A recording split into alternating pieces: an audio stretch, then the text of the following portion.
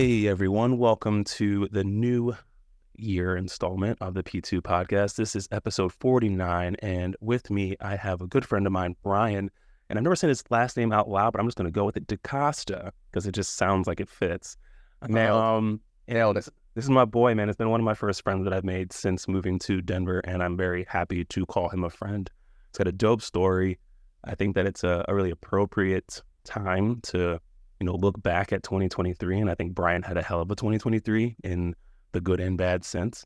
But that's life for all of us, and I think that when you get an individual like Brian to come in and tell his story, it does lend itself to inspiration, to questioning, to introspection. And as we look ahead into 2024, I think there's no better way to start. So wherever you're listening from, thank you for tuning in, and I give you Brian. Let's go, man. Hopefully I don't mess this up.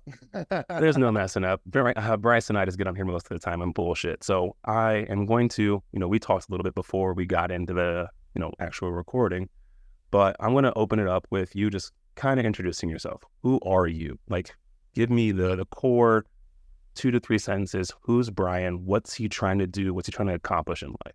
So, no pressure. I guess, so my mission is to support people in realizing their full potential. And I think there's many avenues you can take to do that. Viewing life in buckets: faith, family, fitness, finances. I kind of think of the F's. Yeah. My competency, where I feel most confident and where I've realized the most progress and positive change in my life, is through fitness. Yeah. So along my journey, I discovered weight training, improving body composition, discipline, all the things that come with improving your physical state. And I want to show people how to do that because I did it for myself. And so that's really who I am at my core. Someone, I want to help people improve their health. Yeah. I believe one of the main drivers to do that, we're on the preventative side of things versus people showing up at the hospital with all these ailments. I think building lean muscle is the most surefire way you can do that. I think there's undeniable research in this. I think we know this. This wasn't a thing that wasn't as widely known for our parents and our grandparents, but the current state that we're at with healthcare, with information online, we need people to get jacked, bro. Yeah. I love that. So that's where I'm at. I want to help people get jacked. I want to help people use fitness as a tool to improve the other areas of their life. And that's really what I've settled on in my first, 10 years of being out of college and really figuring out, like, where do I want my impact to be, No, man, I love that. You spoke a bit about like the generational hand-me-downs, right? The idea that this wasn't something that was known for our parents, right? Think about like our lifespan spans a time where like smoking was legal inside of buildings. Right? Yeah, for real. It's kind of crazy to think about that there was actually like a smoking section in certain restaurants and stuff like that. And so obviously, like, nations come full swing.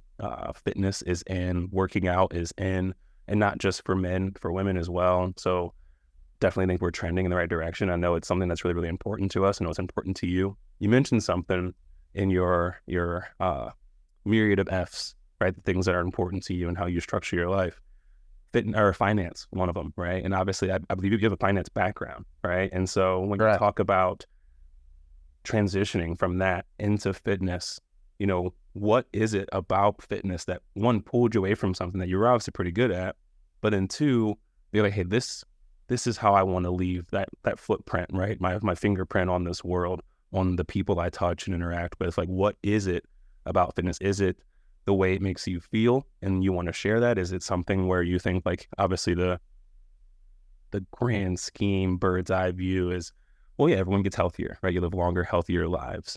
And I have my own opinion on this. It's actually a podcast I'm going to do later on in the week, as far as why I think fitness is so important. But what is it for you, the core of fitness that brings the embodiment of a better life for individuals, whether it's yourself, people you work with, people you're trying to reach, etc. Hopefully that was clear.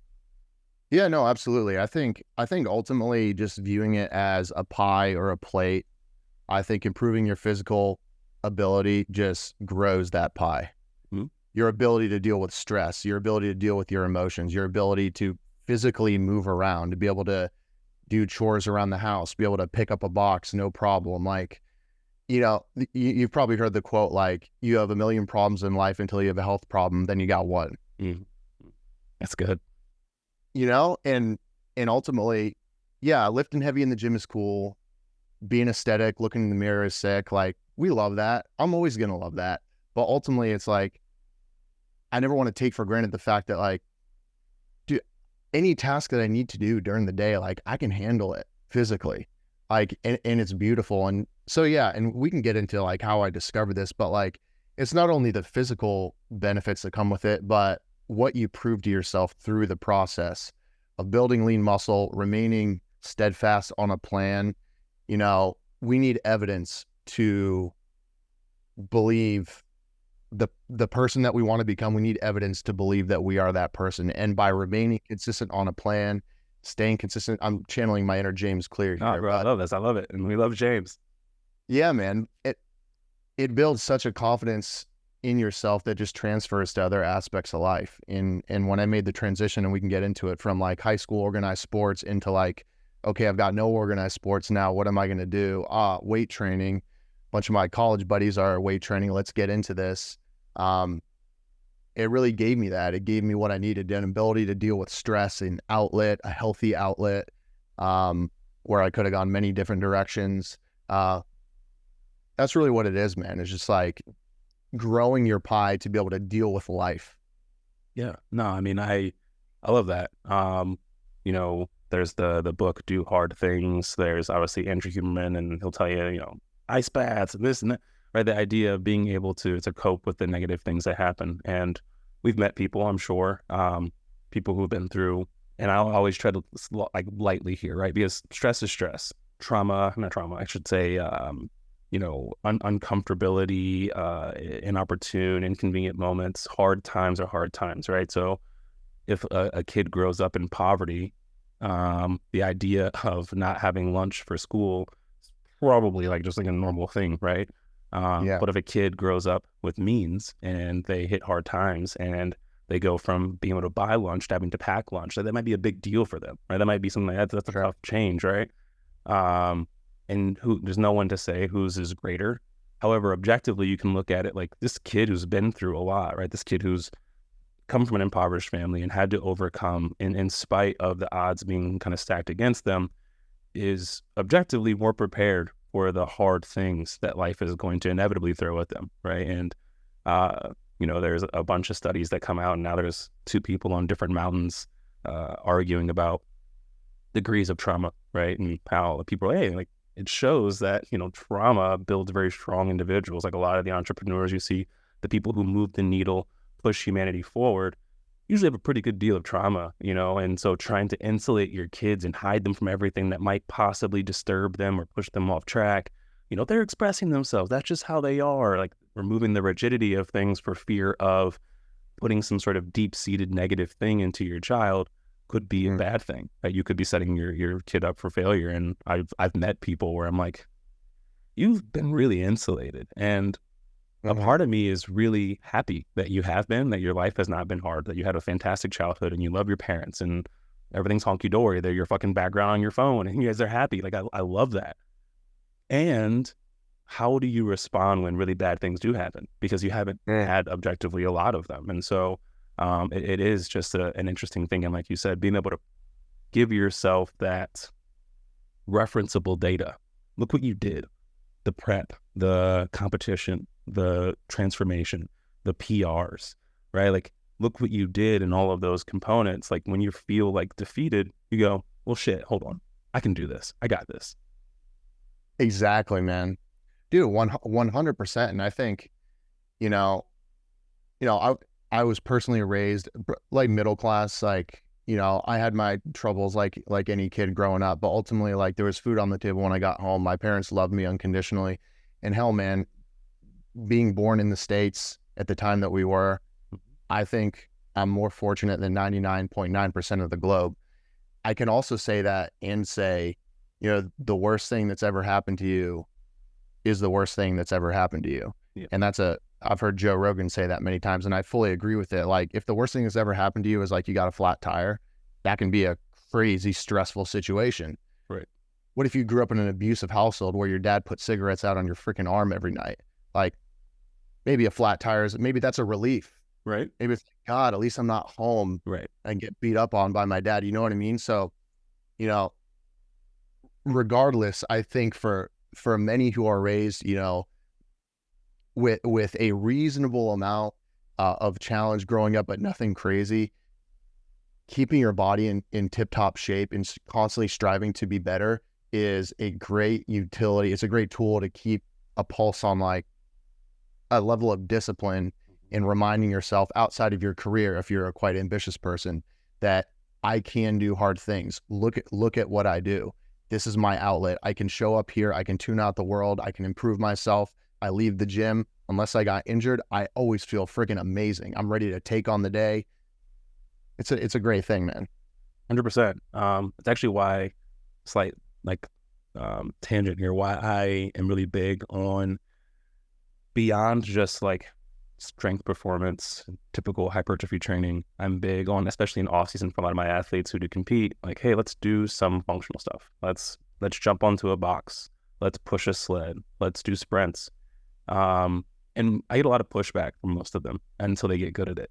And then there's something really dope about being able to jump off the ground and land onto a high box for a girl, or being able to pull yourself up to a bar, you know, not just pull a machine down to you, but pull yourself up to a bar or do straight dips, or some cool push-up pattern. And like you said, doing those hard things and being able to go, like, I'm dope. Like I can do hard shit. And when things, you know, do inevitably present themselves, you know, it's like, it doesn't shake you as much, right? You know, I don't know if you're a J. Cole fan, but as you were talking, a line from one of his songs popped up where he says pretty much like, you know, I grew up down the block and sometimes we had less.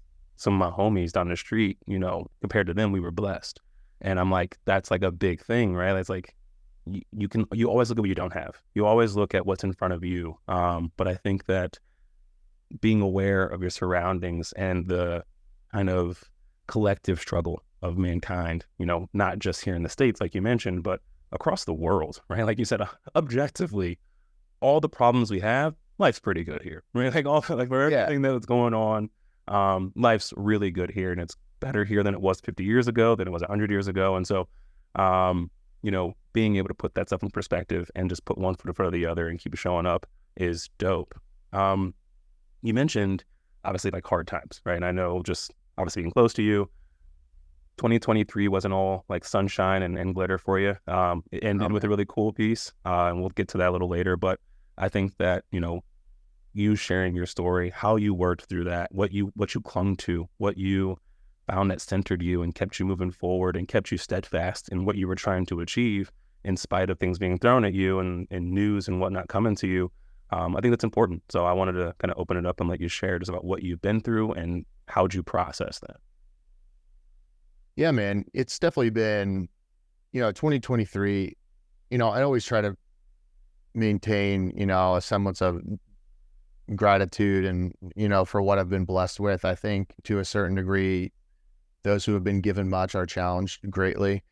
And that being said, and not to beat around the bush, I lost my grandfather towards the latter end of summer this past year. And then a month later, I lost my father, where my grandfather, unfortunately, 10 years prior, he had suffered a stroke and had kind of been a steady decline for him. So while I'll just say the last year, 2 years, like he was kind of ready. His quality of life had severely diminished. On the other hand, with my dad, you know, his health had taken somewhat of a downturn the prior years, but it was way more out of left field and unexpected. We finished a vacation in Cape Cod because my dad's side is all from New England, the Boston area, and I grew up partially there. So that's always kind of been a tradition for our family. We've missed many years, but when we can, if we're going to go, we try to vacation up there. We spent a week there.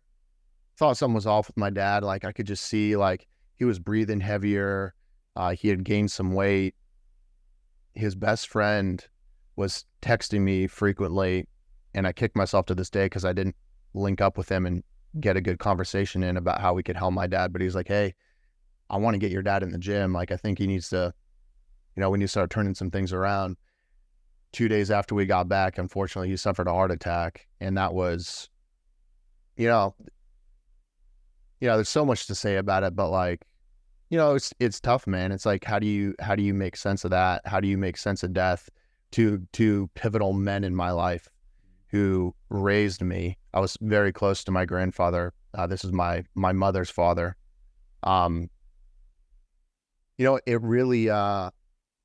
really makes you question why you do what you do, because I think to a certain extent, deep in a man's core, if he's blessed to know his father and have a solid relationship with my father, and my relationship with my dad has been complicated like many men. We've had periods of not talking, me being frustrated with him, angry child, blah, blah. Mm-hmm. But like, being a 32-year-old man now, I can fully recognize the sacrifices my dad made to set me up well to live a good life.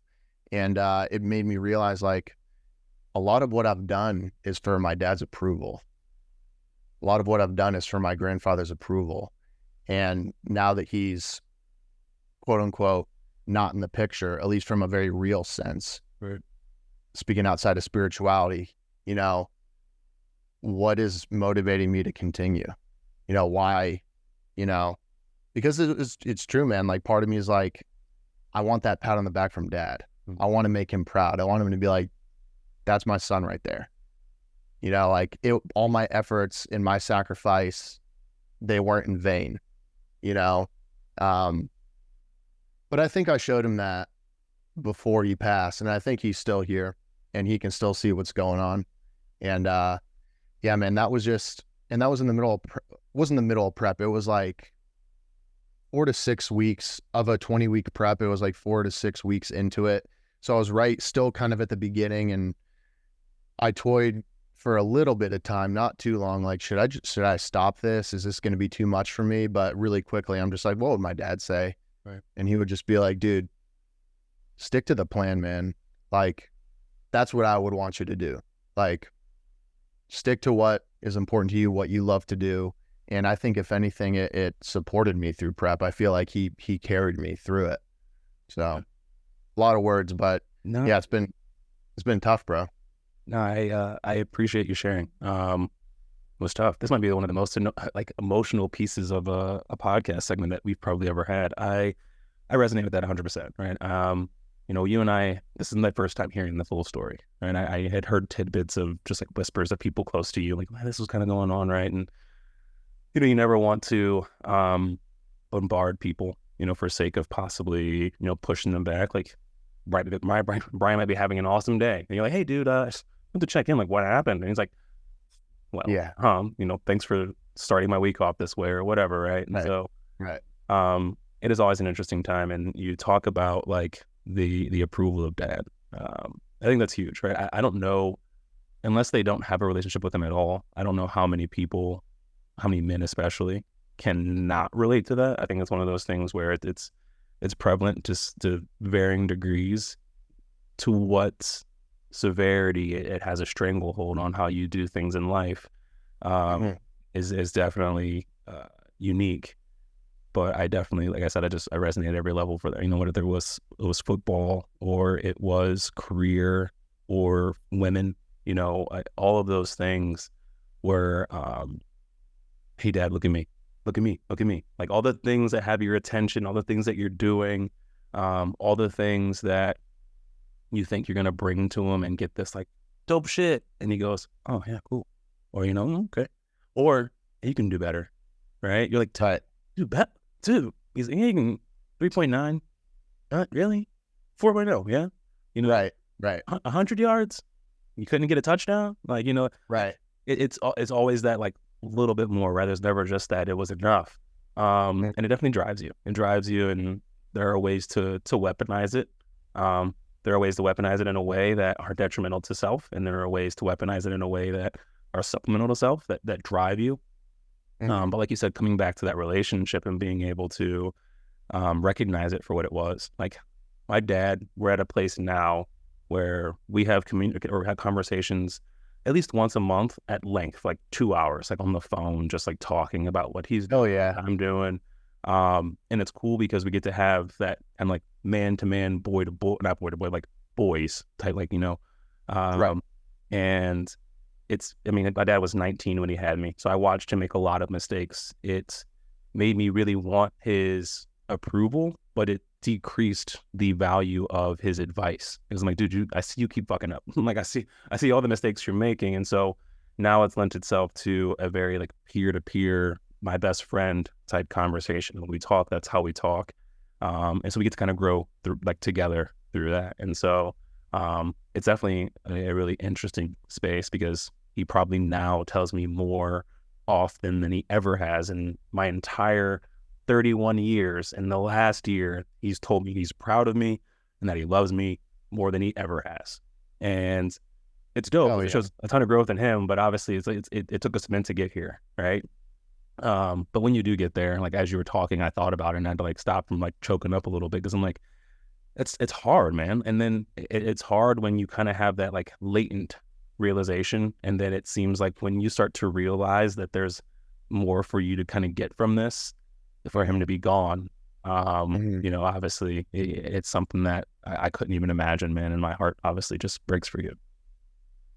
Yeah, I appreciate that, man. But ultimately, like, I've done some solid work in the last 2-3 months since he's passed, just to really, I don't want to remember the last month of his life or the last year of his life, or like, and I kind of kicked myself too. The last like 2 years, I haven't been as close to my dad. Like, we would go, a month or two without talking. We would have a quick 5-minute call here or there. Like, I wish we stay more connected. But that being said, that's not what I focus on when I think of my dad. I think of him being my soccer coach, think of him being the coach of all my teams, showing up for every single one of my games, sacrificing his weekends for soccer tournaments, for track meets, for cross country meets. The fact that he was raised, in poverty on food stamps in South Boston, very rough neighborhood, $17 a month rent, like cans of beans, like the whole ordeal, to he had a brain, so was able to put himself through college, become an engineer, get an MBA, grow his own consulting business, and do quite well for himself.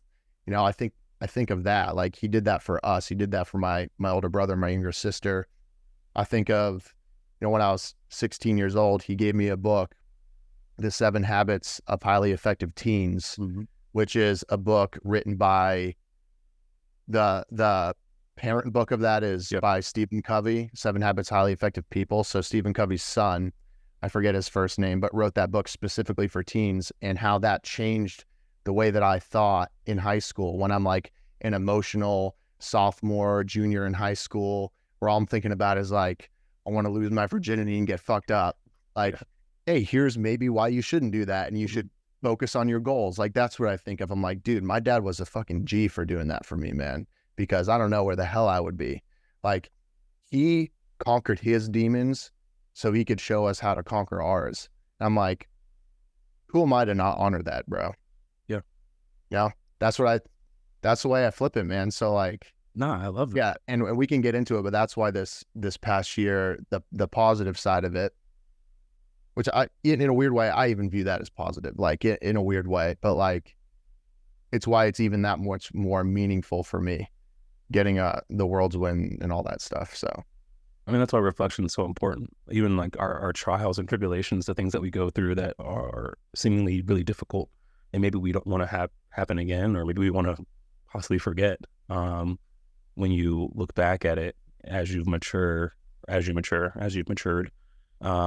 you're able to go ahead and say, hey, you know what? Like, what can I take positive from this? What did I learn? How did this empower me to keep moving forward? What possible, new trial, new hard thing did this ready me for? And like you said, you don't remember the bad things. Even when my dad apologizes for stuff when I speak about things, very matter-of-factly, because I have made peace with all of those things. And I don't look at them like his faults. I understand that, like you said, he had his own demons.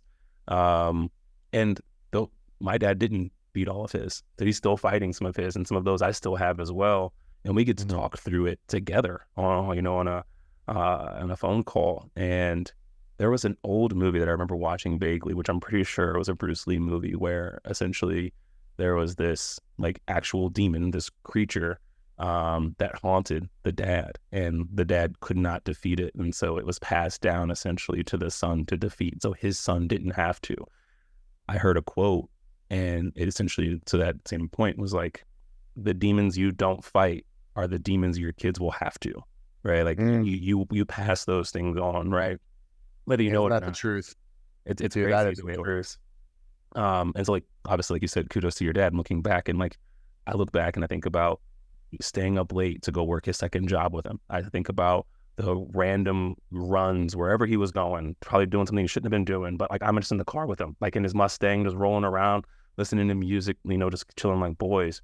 Those are the things that we remember. And like you said, you know, you're able to look back on it as actually a positive thing, the growth that you were able to achieve, the work you're able to do in yourself to then empower you to do more hard things and accomplish some really cool things, which we've yet to really announce. But Brian's a world champion, and I want the whole world to know exactly how that fucking happened, because that was a hell of a whirlwind story. It was super dope. And you can give the folks a rundown of exactly how it all happened. Hell yeah, man. Thank you. I view this as a 15-year journey from when I first found the weight room accidentally in high school. Quick story there. I needed a credit to fill. You know, like senior year of high school, it's like if you played your cards right, like you're pretty much done with all your like GECs, and like you just need to fill a class or two. Well, I saw on the class schedule, like, oh, I could do this class, fitness and conditioning. And I'm like, it's a senior year. I want to shut my brain off and do something that, like, I'm an athlete. I play soccer. I'm soccer team captain, but like fitness and conditioning, like whatever, I'll do this. Well, I didn't realize it was a class specifically designed for football players and basketball players to stay in shape in the off season. It was effectively in the weight room only. And I never lifted before. So here I am, 17, and I'm just thrown in a 145 pound cross country runner, track runner, soccer player, where like I've got great cardiovascular ability. I'm an athlete, but dude, I couldn't bench like 135, bro. Right? I probably could, but like it was a challenge. Yeah. And like, so it was kind of trial by fire. But through that senior year, I got positive reinforcement. I connected with the guys. I wasn't a popular kid, but I was well liked. Like I got along with a lot of the groups. I never like fully fit into one group, but like, so I knew a lot of the basketball players, football players, and they gave me positive reinforcement. Like, dude, like you're getting stronger faster. Like, so like by the end of senior year of high school, that was like my jam. I knew I wasn't going to play college soccer. I decided against that. I was going to go to the university in the town I grew up in, West Virginia University, which is basically effectively, it's a solid school, but it's effectively professional drinking for 4 years. But I'm like, I'm going to do this, but I'm also going to keep exploring this weight training thing.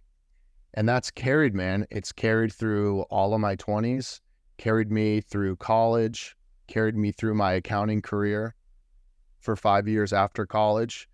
You know, and that's when I started doing social media, and I started toying with the idea of maybe starting my own business on the side, helping people get in better shape, maybe doing coaching in the evenings to make some more money after my accounting job. But always, dude, I just remained consistent, bro. Like 49, 50 weeks a year, I was in the gym like 4 to 6 days a week. I was on a plan. Towards the beginning, my plans were ridiculous and stupid, and I didn't know what I was doing naturally, like anyone. Oh, dude, yeah. If I could go back, man, I would change so much about my first 5 years of training. Like, but that's what this win represents, is like being a 32-year-old dude now who's been training now for 15 years. It's all of those times. You know, I think I did the math. I think it adds up to over 6,000 workouts or something like that. It might even be more. It's a lot, bro. It might not be 6,000. It might be like, I don't know. But either way. It sounds nice. I like it. Let's run it. It sounds super nice. It's all of those times I didn't want to, because I'm a human like anyone else, bro. Like, I have a stressful day. I make the mistake of like after work, I have to go home to get my gym clothes instead of just going directly to the gym. Oh crap. But now I sat on the couch and I'm home and now I don't want to leave, and like overcoming. And sometimes I would lose that battle, but majority of the time I would not. And it's like, I'm showing up. This is such a benefit to my life. I love how it makes me feel. And this win is a testament to that, is showing up and overcoming my demons every day that I can over the last 15 years. So yeah, I've had a couple competition seasons in the past. I did a men's physique show in 2017, didn't like men's physique, didn't do well either. Fast forward 2019, that was my foray into natural bodybuilding, where I did do pretty well. I became a pro through a less known organization called the OCB, and competed at their world championship in 2019. Didn't place, did horribly, didn't belong on the stage there. And I've taken the last 4 years to really assess, like, you know, what do I want out of this? Am I going to compete again? And if I do, you know, I want to make sure that I leave no stone unturned.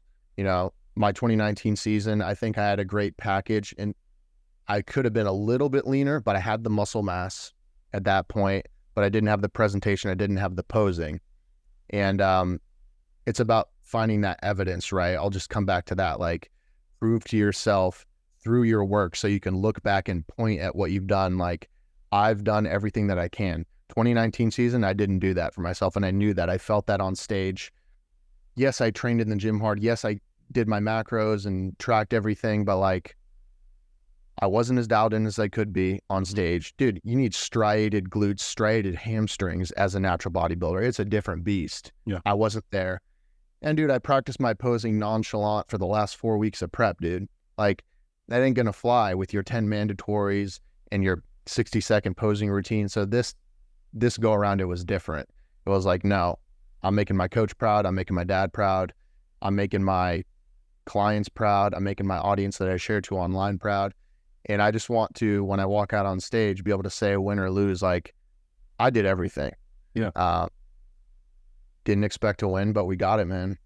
Which I don't know how. I get it, right? I think that everyone else can see the things, good and bad, sometimes that we can't see. We probably see the bad a bit more readily. But I mean, for those of you, and this is your first time meeting Brian, give him a follow, check him out. It's nuts, obviously, and we'll get into like the natural competing aspect, because I think that's a very interesting conversation, especially on social media these days. And Brian's being humble because, yes, he competed in 2019, but Brian didn't tell you that Brian went from an amateur WNBF competitor to a world champion in like fucking 4 weeks. Like that is just like impressive as shit, right? Like, it's one of those things where it's like, you know, this guy flew across the country, competed, got his pro card, competed, won, got his bid to Worlds, came back, had 2 weeks, went and competed in Seattle and won, right? And the thing is, when I saw last year's world champion, you were showing me him, I was like, barring any like crazy transformation or changes here, this guy is gonna get waxed by you. Like, there's no way. Like, I've seen the work you put in. I've seen obviously the aesthetic and just being around the sport for so long and watching it evolve. I'm like, this guy is top tier genetically, and like the work, the balance in your approach to both training, the balance in your physique. There are things that you have that cannot be taught, that cannot be worked, and you maximize each of those.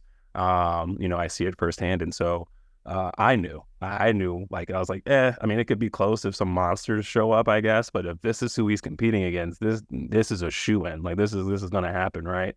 And it is just a cool story, man. I think it's one of those things. We need cool stories. They show us that, you know, what's the cliche, dragons can be slain, right? You know, demons can be conquered. And that is super cool, obviously, just in the turbulence of life that you lived in 2023, to come out on the end and be like, hey dude, like, I said I was going to do it, and everything that happened got me right here. Yeah, man.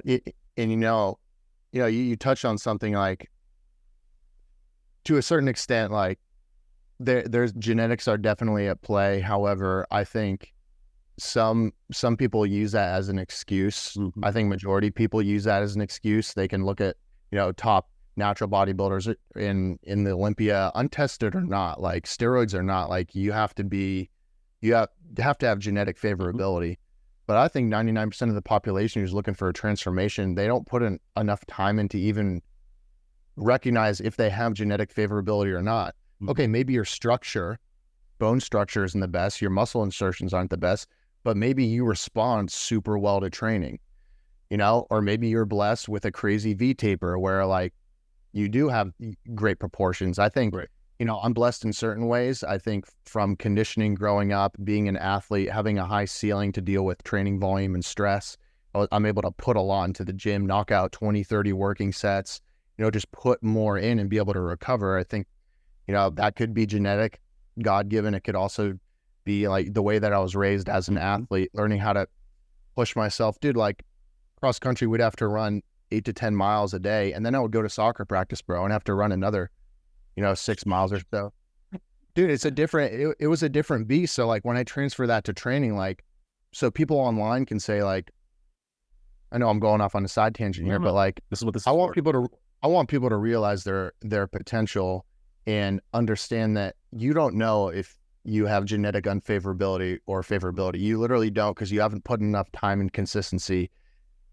And my gamble would be, if you put in 2 to 5 years of consistent training and dieting and nutrition, even if you find out you don't have it in the cards for you to be a professional bodybuilder or bikini competitor or whatever it is, you're going to like the results. And you're going to realize you don't even want those other results. You're going to be so damn proud of the way you feel and the way you look in the mirror and the demons you've overcome and the positive reinforcement you've gotten from other people in your life, the other people in your life you've inspired to make a positive change based on the way they've seen you change.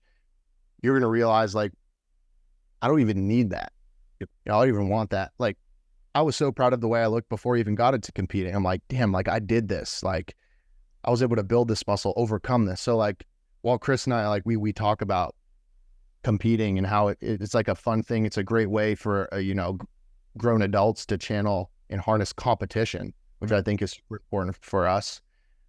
It's not necessary. It's like bonus points in a way. And I never like there are people that get lost in the sauce of like everything is competing and, oh, it means something about me if I don't win or if I don't get my pro card, I'm like shattered. For me, I always try to remember like how blessed we are to even be able to do this, that we have 2 arms and 2 legs to be able to do this. Like, dude, we are grown adults, have our own businesses. We're podcasting at 11 a.m. on a freaking Tuesday. Right. You know, like we get to go to the gym later, chop it up, like have a great lift, like check in with people that we love and clients later. Like, you know, we're so blessed to be able to do this. And, you know, I never try to lose sight of that, because I think some people can lose sight of it, especially in the competition world where it's like they're willing to do anything. And like I said, what it means about me to like, you know, if I'm not successful in this endeavor, like I've never personally viewed it that way. It's just like, it just bonus points at the end of the day. No, I mean, 100%. Like you said, you're going to like the results. It's like you're chasing a carrot, and meanwhile, you are not paying attention to the carrot you have in your hand, and it kind of like ripens or whatever the fuck vegetables do. You know, but it's getting better. It's getting better the whole time. And so it can definitely serve as a conduit to get you to some really cool places, some really high mountains. And as a person who's worked with a ton of athletes, especially like female bodybuilding athletes, where, you know, the sport is vain, right? The sport is biased always in nature. By nature, it is biased, right? The judges are looking for certain things, and you could be the biggest, most jacked, but if like your balance is off, proportions are off, or posing, all of the, sometimes it's just a look, right? And you know, like I would be lying. Like if you have a girl on stage and she is marginally the most objectively pretty girl on stage, but maybe her physique is balanced, but it's not top tier, it doesn't beat the girl next to her, but the girl next to her maybe a little less objectively attractive. But if there's not a huge difference in like their stature, their figure, their just balanced structure, the prettier girl's going to probably win. And it's the look, right? It's the bias. And I think that when you hinge so much on the opinions of these 4 fucking old people and that are sitting there watching you, That's tough. And so, and like you said, when you stop chasing it is kind of when that shit starts to like, oh shit, this is dope. This is a cool bonus point. This is a cool, dessert or extra to have here. And so, no, I definitely like resonate with that a lot. Yeah, man. And I always, I think back to what it's allowed me to overcome. I think, especially like early in my fitness journey through college, like I got an accounting degree and a finance degree, and I was in a fraternity, I was doing extracurricular activities. I had a lot on my plate, and I, as a young, 19, 20, 21-year-old in college, like I didn't have a great mechanism to deal with stress, and I formed an eating disorder during that time. Just like binge eating, and then that turned into bulimia, where I would make myself get sick, and like, it took a long time. Like I struggled with that for like 3 to 5 years of varying degrees. Like sometimes it would be daily for a week. Sometimes I would go a couple months and like I wouldn't have an episode, but like, constantly coming back to the reasons why. What helped me, I'm not giving a diagnosis to like help anyone if you're struggling with that. I understand how serious it is. I also sought help from a psychiatrist, and like that was very helpful. But for me, it was like stepping back and journaling and doing time to assess from a 30,000 foot view, like, why do I care about health and wellness, like getting in better shape? Because I did it from misinformation online. Is like, I thought I'd eat super low calorie to like, cause I wanted 6-pack abs and to look great. So I would like do my cardio, I would weight train and try to eat 1,500 calories a day as a growing 19-year-old, 20-year-old boy. Like, dude, the wheels fall off of that after 2 to 3 days. And then you show up, to your dorm room or your apartment, see a box of cereal, and before you know it, that box of cereal is gone. Right. And then it's like, what did I just do? Oh my God. Shame cycle. The shame cycle. And like, it took a while to overcome that. And I guess I just bring that up because like, that was just part of the journey. It wasn't always sunshine and rainbows like over the last 15 years. And I think I had to go through that to realize like, this is unhealthy. This is me really thirsting for an outlet to deal with stress and overwhelm, because that's when it would happen. I would binge eat or binge and purge when like I had finals coming up, or I had like so much on my plate and like I didn't think I could deal with it. And it was like, no, let's learn how to deal with these stressors and cope in a more effective way emotionally. Yeah. Let's also learn physiologically what you're doing to your body, and that you're just objectively undernourishing yourself. Yeah. And that it's not going to put on globs of fat if you have an extra 500 calories per day. In fact, you probably need to double your calories per day. That's the stuff I think of like through like where I'm at on my journey now. Cause I always think of like when clients come in to see me now, or they've maybe only followed me the last year or two. Well, I overcame that demon a decade ago, but that was a problem for me really bad for like 3 to 5 years. And while I can appear to like be super successful now, I've got my own thriving business and I'm a world champion, and I seem to like balance life really well and be able to like drink on the weekends and like go out to eat and be nonchalant. Like, do you know what it took to like get to this point? Like, it took like obsessive periods. It took like periods of like cutting off friendships and like then trying to rekindle them and being like, sorry, I was being such an a-hole. Like, it's tough, man. Like, you need to learn these lessons the hard way, I think, a lot of times. And like, it hasn't always been pretty. 100%. I mean, I think that's what we as coaches do, is everyone has to learn for themselves. As coaches, we hopefully can intercept and, inject some sort of caution, some sort of expertise that allows you to traverse your own journey. Those obstacles you inevitably will come across a little easier, right? Like, hey, listen, this is going to happen. Like, injuries are going to happen. Setbacks are going to happen. We're not going to always be happy with what we see or our performance. And here's how we deal with these things. Here's how we keep ourselves on track. Here's how we keep showing up. People don't see that. Like you said, people don't see that. And I think if I'm speaking objectively, not even just for you, but we're obviously going to tie it into you and what people say on the pro and the con side, right? But I think people sit there and they see, okay, well, Chris, Brian, whoever, they seem happy. They're maybe may or may not be in a good relationship. It looks like, from what I can see. They don't seem to have visible signs of struggle. I see them smiling. I see them, working through life at a seemingly solid pace, right? But they must have something I don't, because I can't, right? And because I have not, then they must be doing something else. They must have something else, whether it was, oh, you had parents that gave you money, or you have just better genetics than me, I can't accomplish that, or you're doing steroids, or whatever it happens to be. I can't do that. And because I can't fathom in my head how a normal person could get to where you are without something that I don't have, I'm just going to attribute the majority of whatever you have to this unknown advantage you have, right? You have the women that are like, oh, well, J-Lo and Beyonce and these, they have, 7 days a week and professional trainers and surgeons. I said, yeah, but you have 4 days a week. You have 5 hours, discretionary hours a week. Are you maximizing all of those? Before you start counting the hours and the accessibility someone else has, are you doing everything? If you want to come to me and be like, hey, man, I've been training for the last 25 years. I've just been like, my, diet's been dialed in. I've been reading everything, digesting everything as best I can, training consistently, for these last 25 years.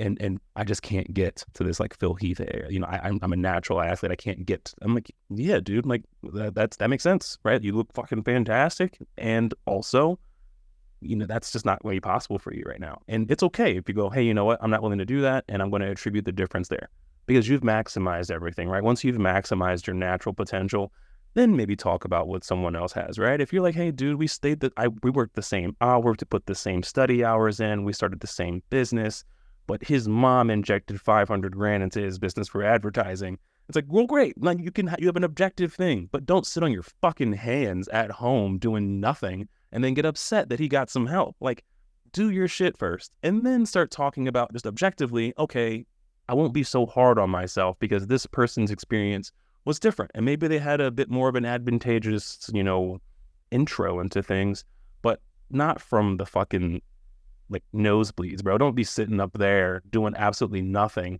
pointing fingers down people who actually playing, Dude, I couldn't agree more with what you're saying. I think so many people shortchange themselves. And I think, the current climate, the current social climate, in this country and many of, in Europe and Australia and Canada, I think like very similar lifestyles to here. Like, dude, like everyone has a smartphone, bro. Mm-hmm. Like everyone, in certain aspects, the playing field is not leveled and there's a larger disparity than ever, but in many ways, an ability to be able to influence your own life and your lot in life, the playing field has been leveled. Like, I gave some change to a homeless dude yesterday outside of Chipotle who was so grateful for $5, who was on an iPhone. Like everyone, like, and what you can do with this tool is you can reach the world.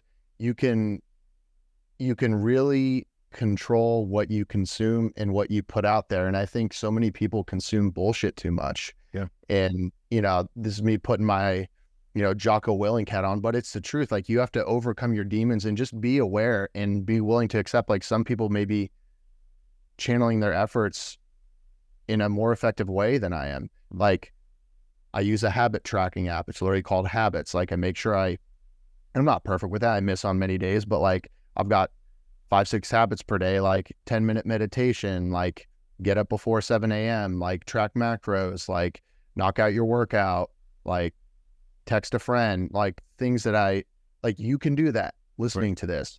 Like you can hire a coach, you can join a fitness app, start tracking your workouts. You can start tracking your nutrition.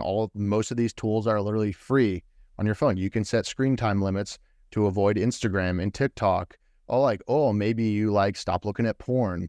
Like there are, if you're willing to do an assessment of where you spend your time on a weekly basis, your 168 hours, I think you'll realize you can make some changes. And we all can. Like you and I, like we can make massive improvements. I still can make improvements, but like don't be justifying someone else's results when you still have so much that you can improve. That's the way that I like to view it, man, is like,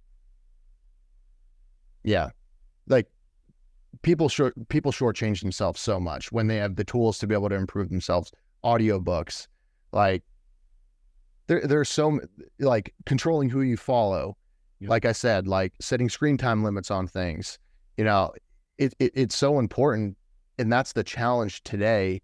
Is where is your attention going?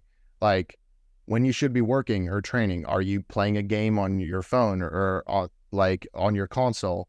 Are you just mindlessly scrolling on TikTok or Instagram? Like that is your life that is going down the drain. Yep. Like maybe set a 30-minute screen time for Instagram per day. Like as an example. I literally have a timer on my desk. Bro. That's how I do work. I'll sit there and I'll set a timer for 90 minutes and I won't move my computer. I won't touch my phone. You have to, I call it booby trapping myself into success, into not being anxious essentially, because if I let that to-do list just pile up, I'll shut down. I know that I'll just like, you know what, fuck it. I'll stay in the room all day. I got too much to do today. I don't want to do it, but keeping myself on track, making sure that I don't get behind is my surefire way plan to keep that regulated, to make sure I don't get too, fucked essentially. I think that's just the big thing there is like, okay, well, you know what, when someone comes to me and they're like, yeah, man, tracking food's just too much. And I go, I hate the word too much. I'm cool if you don't want to do it. Right. I get it. I really hate it. I just don't want to do it. That I'm cool with. Just be this level with me. But when you say, oh, that's too much, right? It's like, well, it's not too much for millions of other people. So are they better than you? Well, no. Okay. Well, then just, you don't want to do it, right? You don't want to take the extra time to do it and to learn and to get good at it. And that is okay, but own that shit. It's when people kind of put that stuff off onto like a third party, whether it be an idea or a group of people. And it's like, well, that's dumb or that's stupid or that's this versus I don't like, whatever it happens to be. And that's 100% like, I don't know what about society makes it not okay just to be like, you know what, bro? Brian's physique is fucking dope, but I'm not willing to put the work in to get it. Like, it's okay to say it is. No one is going to shame you. No one's going to tell you that you're a bitch or a pussy. Like, no one, they're just like, okay, cool. I get it. He works hard, bro. These guys, Chris, Bryce, whoever you're looking at, these guys, they work hard. You don't have to want to get up. Like I say, I get up at 4:30. People are like, that's early. For you, 5 is late for me. I get upset if I'm at 5:30. Like that. Right. That's okay. I'm not judging you for sleeping until 8. Good for you. Get extra sleep. And I personally would never do that. Yeah. And that's just it. It's like, but there's no like, oh man, you're this ain't on, bro. Get your extra sleep. I like to read in the morning when it's quiet and it's dark outside. I like to get started on my, check-ins and my work before the sun comes up. Let's get my walk in with my girlfriend and our dogs, all before like the day starts churning. And that's a me thing. I have a dev guy who does a lot of stuff for our app who's like, dude, I sleep until fucking like 11 a.m. every day. And I don't work until pretty much like 5 p.m. because I work best 5 p.m. to like 11, 5 p.m. to midnight when everyone's doing other things. Yeah. I'm like, sweet, bro, do your thing. I'm not going to judge you for that. Mm-hmm. No, absolutely, man. And, I got to tread lightly here, but, I think the differences in generations are really starting to show now that we're, in our early 30s.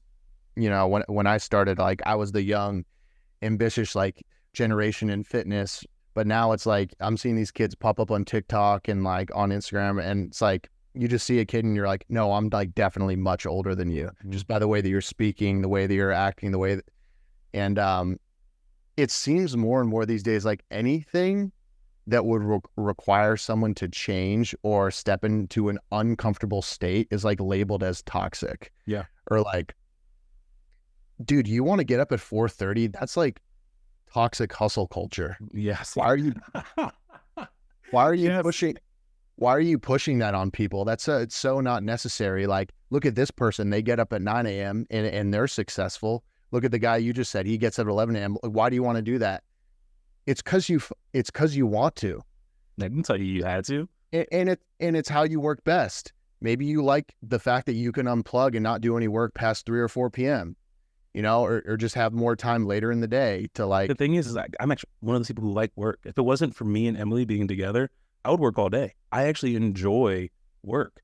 I would break to play video games and read, and then I would work so some toxic. more. Right. That's so toxic. And people be like, oh yeah, that's just, you're tying your worth and your value to, the things you accomplish. No, bitch, I just like fucking working. I like doing things, I like creating things. I like things coming out of my brain, going onto paper, going into a space and becoming something. Like I like doing that. It makes me feel good. And you doing this is exactly, or it's accomplishing the exact opposite of what you wanted to do, right? You're trying to be inclusive. You're trying to stop this like shaming of people that might feel like they're being marginalized as like lazy or, whatever, not go-getters. And I feel like we've gotten into this place where it's like there's so much pacification where it's like, it's okay for me to walk in to Planet Fitness and for them to say, oh, like, Lunk, don't bring that gallon in here. No tank tops. Don't drop that heavy ass dumbbell. Like, but I can't be like, hey, bro, you should probably implement some cardio for sake of your like heart health. Like just because like you are objectively obese and it's not a good thing for your health if you want to live a long life. I'm fat shaming, right? But it's like okay to like fit shame and the people who are successful and go, no, but look at all the things Steve Harvey had to give up to get successful. Maybe that was an acceptable fucking cost for him. Maybe that was okay. It's always been a strange concept to me. Like when people try to barricade your ability to move forward based on their own presumptions of life and what's meaningful and how it should work. Oh my God, dude, I'm sorry. Dude, no need to apologize. This is why we have a media guy. He can cut that out and so we're all good. What's his name? Ben. Ben, shout out to you, bro. Thank you. Yes, we do appreciate Ben for dealing with our fucking shenanigans and ineptness. Man. So in closing, obviously, lending itself to the title or probably part of the working title and why we're here. We've talked around it a bit. Obviously, we know that there's a lot of skepticism about you and your possible supplementation and in what you may or may not be using. Are you a natural athlete? Or are you just a bold-faced liar and stuff like that? And so it's interesting because when and it is funny. I'll preface this with I love all the people at Transform. I love everybody. Got a lot of homies there. Denver gym culture, Denver fitness culture is just a little weird, a little different for me. A little different. It's definitely just a bit more hyper focused on this concept, which for me has always been like, as a natural athlete, my entire life, I never cared if the guy next to me was whatever, right? Yeah, I'm here to beat you regardless. Whatever decisions you made that got you here, whatever decisions I made that got me here, are the ones we're going to put on the table and see what happens. And I've beat guys I know who use, and it's more about I'm just better than you, bro. I'm sorry. That's really what it comes down to. I've also never looked at them and been upset and never expect them to look at me in any sort of way. And I think that, you and I have talked about this where it's like, we understand that if you really understand these compounds, right? Like fucking Lance Armstrong wasn't riding a fucking tricycle and then started blood doping and win the Tour de France. Barry Bonds wasn't, striking out and then all of a sudden, becoming a home run king. And we also understand that these compounds can be used really effectively to broaden and expand on a person's ability and their ability to go in and do work and recover and grow, etc. So obviously you competing natural and then having people come in and attack you and not only attack you in your craft, but now they come for your integrity when they come for that, right? They're like, because a person to me, like who would do something like that, would like, I'm not going to say you're a bad person because I think everyone makes mistakes, but also like you could just go compete in a tested federation or not tested federation and, know that the other guys there have the same opportunities. And so I've known people who've passed themselves off. But I also known people who are like, I'm not bad genetically, right? But I have a friend, his name's Stefan, and people would swear like, this guy's not natural. I'm like, dude, no, like Stefan's just a fucking freak. Like this is a guy that like can bench 225 the rest of his life and have a chest that just does this, right? Just opens up like fucking wings. And I'm just like, that is really dope. Like he's one of those people. Why do you think actually, you know what? I'm going to reorder the questions. One, how's it feel when people are coming at you and they're consistently pointing fingers like you're a fucking liar, essentially? And then two, why do you think it matters so fucking much? Oh, dude, yeah, this is beautiful. I'm glad we're addressing this. And you know, it just, and I know we're of the same belief, it just doesn't matter, man. Like, I think at our age and just for the reasons why we train, and I'm not going to put words in your mouth, the reasons why I train to live a more capable life, like I spoke on earlier, tying it back to like increasing the size of the pie. Like, I want kids eventually. I want a family. I want to be a great father. I want to be a great example for them. I want them, because at a certain point, your kids are going to be smart and they're going to be assessing your decisions, the path that you chose in life, and like seeing like, and questioning you. And even further than that, like, you know, just to answer the question directly, it used to bother me a lot, because I started getting the accusations pretty much from the start when I started sharing online on YouTube and Instagram, putting out content. At that point, I think I was 25, 26. So I had already been training for, 8, 9 years. So I had already built an impressive physique. And, I think on one side, I've always kind of taken it as a compliment, just on the surface. Like, this person thinks that I look so good that I'm literally on drugs. Right. Like, I'm using potentially dangerous substances to enhance myself, and I'm not. So like, what does that mean about my physique? Oh crap, like, right. I've got something going.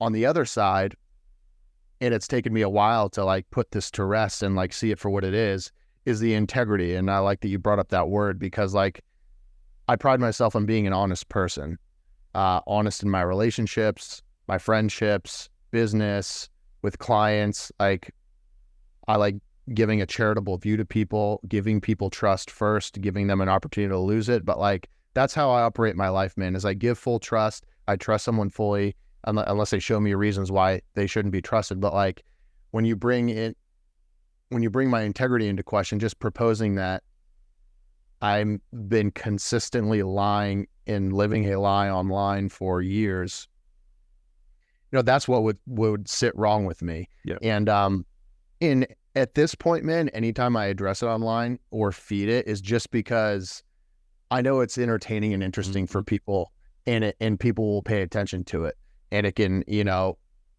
stir up your audience. But like, yeah, man, it used to bother me.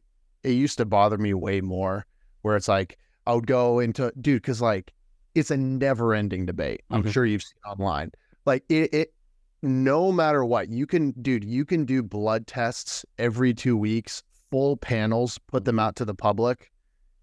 They'll find a reason why you're skirting the test. Right. And here are the substances, and here's how they're doing it. Their timing right before they go in, they do this and that. There's no winning.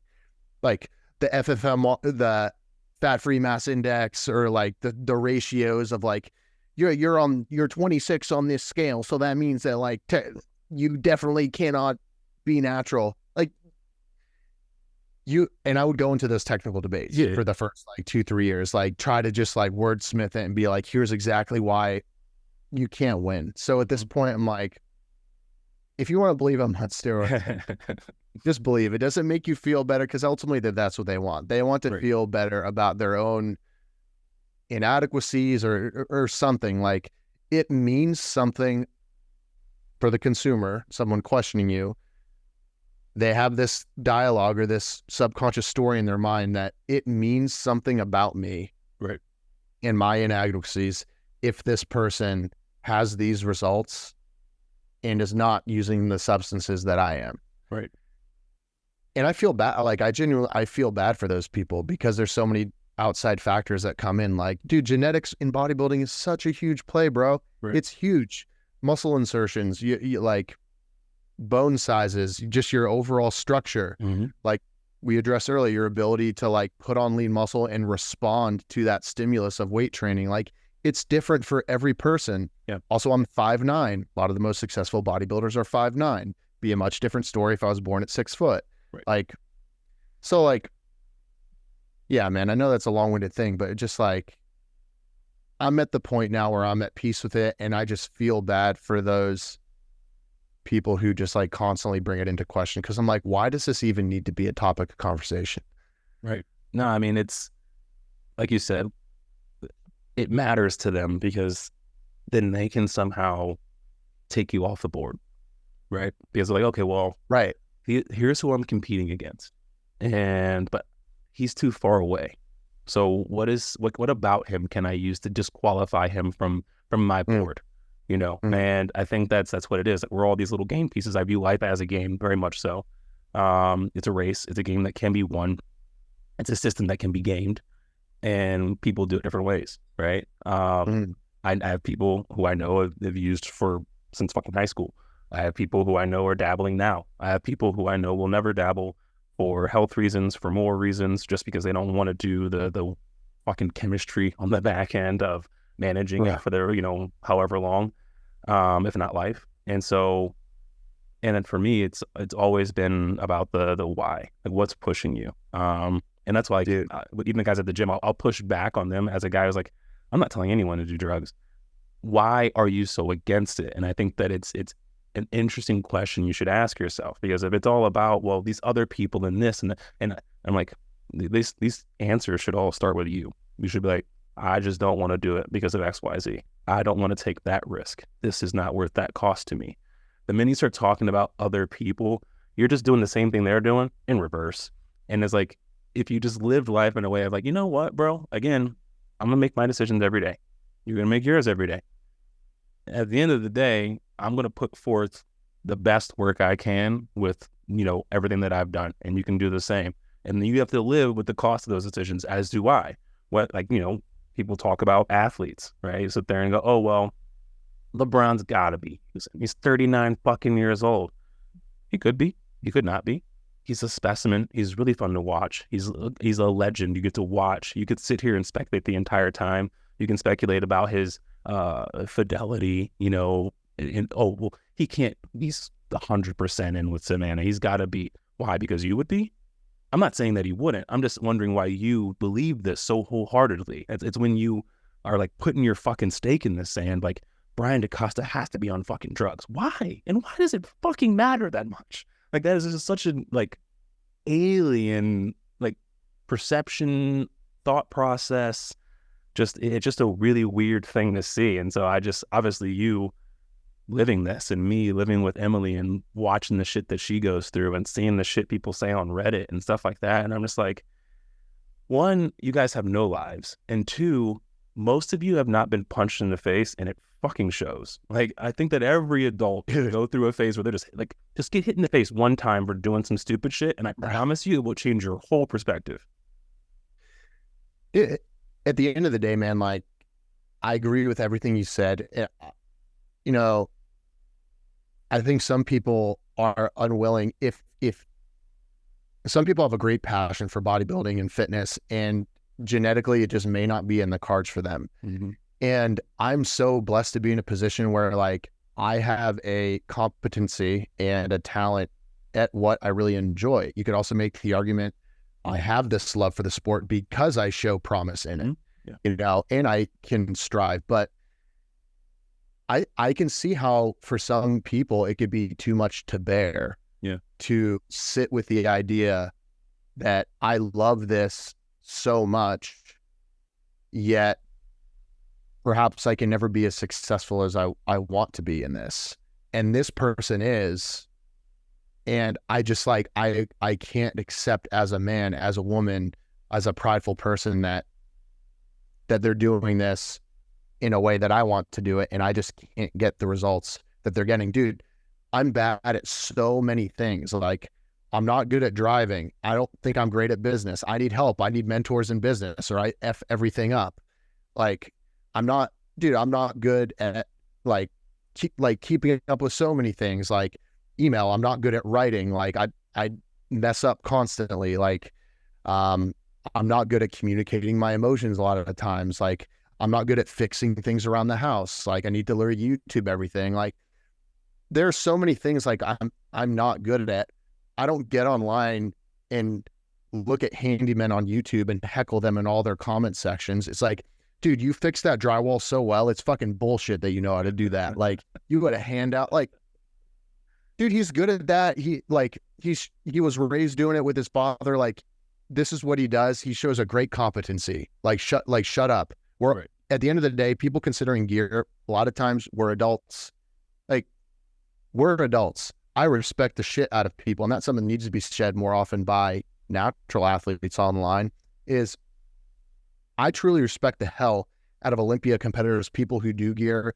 People think it's a way to work less hard. You have to work even harder. Like, you're not only balancing your nutrition, your training, your recovery, your sleep, but then you have all these exogenous compounds where you have to time them right, understand how they're going to interact with each other in your system, take it with food, without food. How is it going to be administered orally or injectable? Like, you've got to be so on it as an enhanced athlete. And like you said earlier, like for me, the pharmacology and the chemistry of it, just like, I don't have an interest, dude. I was not good at chemistry in school. I was not good at biology. Like, I don't want it. Like, I don't want to understand what IUs are. I don't want to understand like where to get this stuff. Right. Like, can I go through a doctor for this one? Oh no, you need this guy for this one. You need to go to Turkey for this one. You need to, get this one from South Korea. Like, dude, I'm not willing to do it. Like, some dudes are willing to go to that length, and I respect the shit out of that because it's so much work. But it's just not for me, dude. Right. It's not for me. I look at that. I say, one, I don't want that physique. It's too extreme. And number two, dude, when you hit age 50, if you're blessed to, I just don't think you're going to be happy with your decisions you made in your 20s and 30s. I don't think you will. Are you ever going to be able to get off that horse? Right. Of introducing these substances? Are you going to have to be on a lot of these forever? Like, dude, that's what I think of, man. Like, I'm an accountant by trade. Like, I'm a risk-averse person. I constantly weigh risks and rewards. It's not worth it for me, dude. I don't like needles either. Like, I can't watch fucking needles. I can't watch ER shows. Like, dude, when there's surgery shows and shit. Literally last night, Aaron and I have gotten late into Yellowstone, but like they were doing a surgery. I'm being a pussy over here like this, like, tell me when it's off the screen. I can't do it, dude. So like, no, the idea of like putting something in my butt or my shoulder every day is like, nah, dude, I'm out. Right. I'm out on that. Yeah, no, I respect that. I think that's a really, really good answer. And I think that obviously you'll be able to use that. And for everyone's listening, I think that there's a lot of good takeaways there. Both like the respect factor, and then also you brought it back to you. You're like, dude, no, I respect you. Do your thing. For me, this is why I don't want to. This is why this matters. And I think that if the world had a bit more of that when it came down to everything, bodybuilding and things beyond, we'd be a lot better off. It was like, hey, do your thing, man. I got no quarrels with how you do it. As long as it doesn't impede on how I do it, I'm good, man. Like, Gucci, do your thing, Dude, absolutely. And I've had a lot of friends through living in LA for 5 years, going to Gold's Gym Venice, like many dudes, dude, who are on gear. And like, a lot of them are great freaking people. Mm-hmm. A lot of the stereotypes are on steroids of like roid rage all the time and stuff simply aren't true. Right. A lot of these dudes are freaking awesome. They're intelligent. They're super disciplined. Like, they're a boy to me. Mm-hmm. But like, so it's like, by me not taking gear doesn't mean that I'm like anti it. Right. I'm anti it for me. Yep. And that's it. I love that. And with that, I think we'll wrap, man. Yeah, man. No, everyone, thank you again for tuning in. Thanks for listening to Brian's story. I hope you're able to take something away from it. Brian, thank you for taking out, a good chunk of your morning to catch up with me and stuff. So, if you enjoyed listening, please like, comment, share, give Brian a follow. I'll let him do a little close at where you might be able to find him, his business and whatnot. And then we'll go ahead and say goodbye and see you next time. Brian, go ahead and take it away and sign us off. Thank you, man.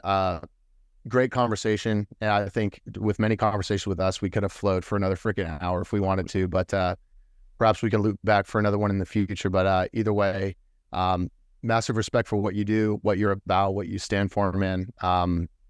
Big fan of what you do. And you guys can find me just Brian DeCosta at everything on socials, Instagram, YouTube, TikTok, X, Twitter, whatever you want to call it. And then briandecosta.com or shreddedforlife.com.